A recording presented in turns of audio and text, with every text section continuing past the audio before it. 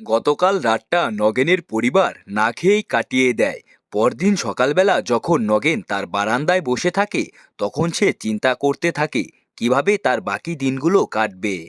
এমন সময় ঘর থেকে বের হয়ে আসে নগেনের সেই ছোট্ট মেয়ে মিনু।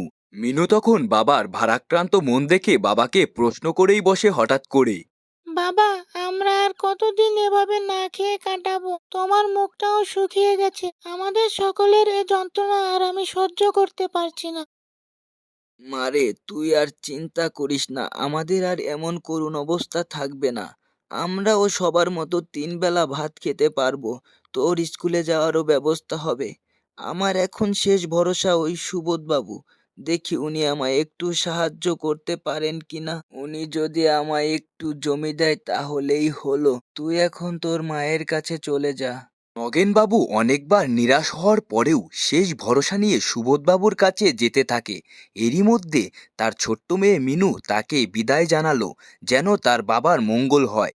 নগেনের সেই ছোট্ট মেয়েটি সংসারের অনাহারে যেন অনেক বড় হয়ে গিয়েছে। সে তার বাবার সকল দুঃখই বোঝে।